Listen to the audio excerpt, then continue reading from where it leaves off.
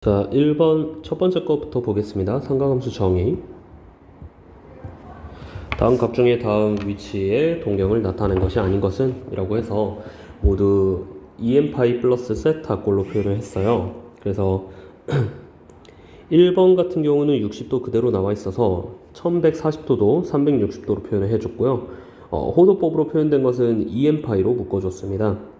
그래서 3분의 파이가 나왔고 4번 같은 경우는 마이너스 360도 더하기 30도라서 4번이 동경이 아니게 됐습니다.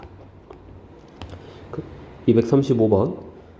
다음은 세타가 이사분면 각일 때 3분의 세타에 나타내는 동경이 존재하는 범위를 단위원에 나타내고 그 넓이를 구하면 이라고 질문한 겁니다. 그래서 우리가 기본적으로 문제 푸는 방법대로 우리가 360을 사용해서 일반각으로 문제를 해결했었는데 2n파이 더하기 이사분면이니까 2분의 파이보다 크고 파이보다 작다 라고 표현을 했고요. 3분의 세타니까 양변을 3으로 나눠줬습니다. 그래서 3으로 나눴기 때문에 n에다가 0, 1, 2를 대입했을 때 각각의 범위가 나옵니다. 그래서 그 각각의 범위를 체크해줘도 되는데 그 범위가 지금 이 그림인데 이 그림으로 한번 설명을 해볼게요. 3분의 세타기 때문에 360도를 3조각 내줍니다. 빨간색 영역으로. 그 다음 각각을 1사분면, 2사분면, 3사분면, 4사분면 1사분면, 2사분면, 3사분면, 4사분면 1, 2, 3, 4로 표현을 해주고요. 2사분면에 해당하는 것을 모두 체크해주면 되겠습니다. 그것이 방금 우리가 구한 식이기 때문에 반지름이 1이고 그 다음 중심각이 6분의 파이인 부채꼴 3개를 더해주면 되겠습니다. 236번 같은 경우는 우리가 연습 많이 했던 건데 동경이 일치할 때니까 두 각을 빼줬을 때 n바퀴 차이가 난다 라는 식으로 문제를 해결했어요. 4로 나눴기 때문에 n에다 대입을 할 것은 4개 0, 1, 2, 3 이렇게 대입을 했고요. 각각 각도를 다 구해준 다음에 우리가 원하는 각도가 0도부터 파이도 사이 파이도가 아니고 각도가 0부터 파이 라디안 사이이기 때문에 거기에 해당하는 세타는 2분의 파이가 되겠습니다. 그래서 2분의 파이 플러스 6분의 파이를 사인값에 대입을 해줬고요. 그 다음에 237번 같은 경우는 동경과 동경이 원점에 대하여 대칭이기 때문에 두 각을 뺀 게 n바퀴 하고도 파이만큼 차이가 난다 라고 해서 계산을 해줬어요. 4로 나눴기 때문에 n에 들어가는 것은 0, 1, 2, 3이고요. 각각 대입한 것 중에 해당하는 각도에 들어가는 것은 2개. 두 각도를 더해주라고 했으니까 더해줬고요. 38번. 동경이 일직선 위에 있고 방향이 반대. 방금 위에랑 같은 이야기예요. 그래서 두 각도를 뺀 게 n바퀴 하고도 파이만큼 차이가 난다 라고 했고요. 9로 나눴기 때문에 n에다가 0부터 8까지 대입을 해주는데요. 원하는 각도가 0부터 2분의 파이까지라서 중간에 끊어놓고 계산을 했습니다. 물론 여기에 4개가 더 있겠죠? 2분의 파이 안에 들어가는 게 이 2개밖에 없기 때문에 2개를 더해줬어요. 39번입니다. 0부터 파이, 여기는 또 각도가 나와 있고 y축에 대하여 대칭이기 때문에 그림을 그려줬습니다. 공식으로 외우는 것보다. 그래서 y축의 대칭인 각도 그려줬고요. 여기 각도와 여기 각도의 관계는 2개를 더했을 때 파이만큼 차이가 난다 라는 거. 파이만큼 계산이 된다. 그래서 2개를 더해서 n바퀴 하고도 파이가 더해진다 라고 계산을 했어요. 10세타가 나오기 때문에 양변을 10으로 나눠준 후에 0부터 9까지 대입을 할 텐데 그 9까지 대입하는 것 중에 이 범위 안에 들어가는 것만 체크를 해줬고요. 그 중에 가장 큰 각은 10분의 9세타. 그래서 2개를 더해줬습니다. 그 다음에 240번입니다. 여기서 마찬가지 두 동경이 y는 x에 대하여 대칭이기 때문에 이번에도 그림으로 해결을 해줬어요. y는 x 기준으로 이만큼 각도와 이만큼 각도 2개를 더했을 때 90도 2분의 파이만큼 관계가 있기 때문에 2개를 더해준 게 n바퀴 하고도 2분의 파이다 라고 식을 세워서 주었습니다. 6세타가 나오기 때문에 양변을 6으로 나눠줬고요. n에다가 대입할 수 있는 것은 0, 1, 2, 3, 4, 5 6개를 총 대입을 해줬어요. 그 중에 우리가 원하는 각도가 1사분면에 있는 각도이기 때문에 1사분면에 있는 각도만 찾아줬고요. 그 각도를 더해줬습니다. 그 다음 241번입니다. 60분법을 호도법을 60분법으로 나타낸 것 중에 틀린 것은 그래서 우리가 60분법을 호도법으로 바꿔주는 것보다 파이에다가 180만 대입하는 식으로 문제를 해결했어요. 1번 같은 경우는 12분의 5파이가 75도에 해당하는지, 2번 같은 경우는 4분의 3파이가 105도에 해당하는지, 그래서 각각 계산한 것이고요. 파이 대신에 180도를 대입을 했을 때 2번 같은 경우는 135도로서 틀린 번호가 나오겠습니다. 242번입니다. 부채꼴에 대한 넓이, 호의 길이에 대한 이야기인데요. 넓이와 호의 길이가 나와있기 때문에 우리는 S와 L을 알고 있는 상태입니다. 그래서 넓이 공식을 이용해서 R을 구해줬고요. R을 구해준 후에 중심각을 찾아주라고 했기 때문에 R 세타는 L이다 라는 공식으로 세타도 구해줬습니다. 그 다음 243번입니다. S가 나와있고 세타가 나와있기 때문에 여기서 L을 찾는 문제입니다. 그래서 2분의 1 R제곱 세타라는 넓이 공식을 이용해서 반지름을 구해줬고요. 반지름을 찾은 뒤에 중심각과 곱해줘서 호의 길이를 찾아줬습니다. 그 다음 244번입니다. 지금 아래 같은 경우는 큰 부채꼴에서, 사실 부채꼴 기호는 저렇게 쓰지 않습니다. 큰 부채꼴에서 작은 부채꼴을 빼준 식이다.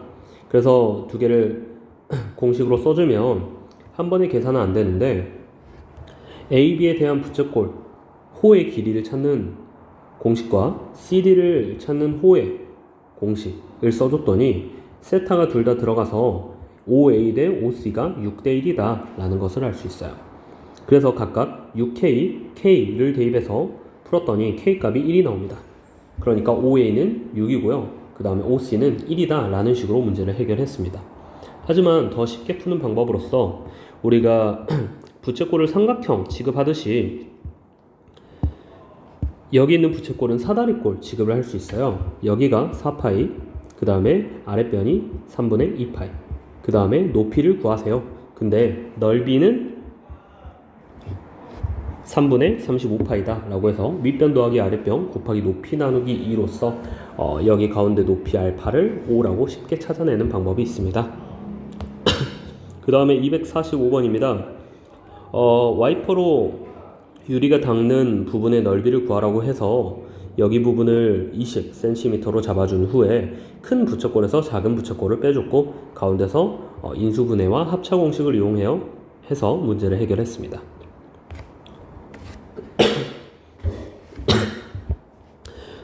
여기도 마찬가지로 와이퍼 부채꼴 문제이기 때문에 같은 방식으로 풀어줬습니다.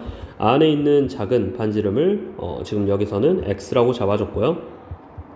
그래서 큰 부채꼴의 넓이에서 작은 부채꼴의 넓이를 뺐더니 X에 대한 2차 방정식이 나오고요. X로 잡았는데 거기에 대해서 X값에 대해 X제곱이 400이 나오기 때문에 X는 20으로 값이 나옵니다. OA의 길이가 70이므로 우리는 가운데 PQ의 길이는 50이라고 찾아낼 수 있겠습니다. 그 다음 247번입니다. OAB 호의 길이가 부채꼴 입장에선 밑면의 둘레에 해당하기 때문에 그걸 이용하여 문제를 해결했고요. 일단 호의 길이와 넓이가 나오기 때문에 2분의 1 R세타 RL이라는 공식을 이용하여 반지름이 5다 라는 것을 찾아냈습니다. 여기서 반지름은 부채꼴 입장에서는 모선의 길이가 됩니다. 게다가 밑면의 둘레 길이가 8파이기 때문에 지름이 8, 다시 말하면 반지름이 4라는 것을 알 수 있어요. 우리가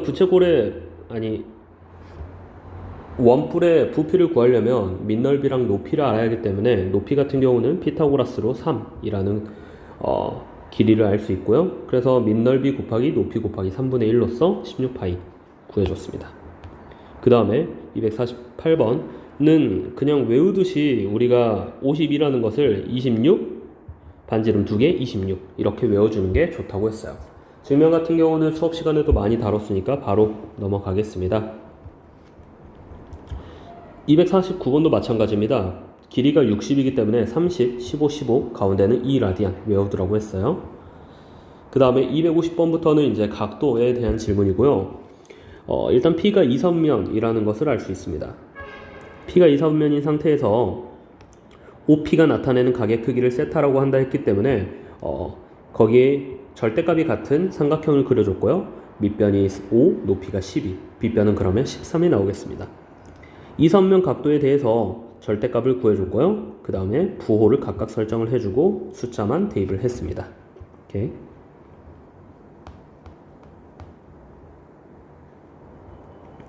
그 다음에 251번입니다. AB에 대한 길이를 구하세요. 여기서 코사인 법칙을 바로 사용을 해도 되지만 우리가 중학교 3학년 때 배웠던 삼각비를 이용해서 문제를 해결했습니다.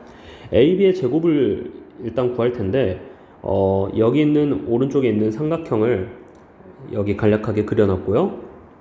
수선의 발을 내려서 피타고라스를 사용하게끔 문제를 해결했어요. 일단 빗변이 1이기 때문에 밑변은 코사인 세타, 높이가 사인 세타예요. 그러면 밑변이 1인 상태에서 여기 길이는 1 코사인 세타로서 피타고라스를 이용하여 마지막에 루트만 씌워줬습니다. AB 길이는 선분의 길이기 때문에 양수로서 마이너스는 배제했습니다. 그 다음에 252번입니다. P를 Y는 X에 대해서 대칭 이동했기 때문에 P'은 마이너스 루트 3,1로 계산을 했고요. P'은 2사분면이라는 것을 알 수 있습니다. 밑변이 루트 3, 높이가 1, 절대값부터 먼저 구해줬고요. 사인을 각각 2분의 1, 코사인을 2분의 루트 3, 탄젠트를 루트 3분의 1로 계산을 했어요. 세타가 2사분면이기 때문에 사인만 플러스 나머지는 마이너스로 대입해준 상황입니다. 나머지는 대입을 했고요. 254번 직선이 나오면 여기서는 탄젠트의 값을 알려준다 라고 생각을 하라고 했습니다. y가 0보다 큰 범위이기 때문에 지금 여기 그림에서 보라색에 해당하는 부분이고요. 결국 2사분면을 이야기합니다. y값을 양수다 음수다 이 이야기를 안 해주면 우리가 2사분면에서도 될 수 있고 4사분면에서도 될 수 있기 때문에 y는 0보다 크다라고 언급해준 것을 알 수 있고요. 결국 탄젠트 값이 기울기랑 같은 마이너스 3분의 4기 때문에 밑변이 3, 높이가 4, 빗변은 5가 되겠습니다.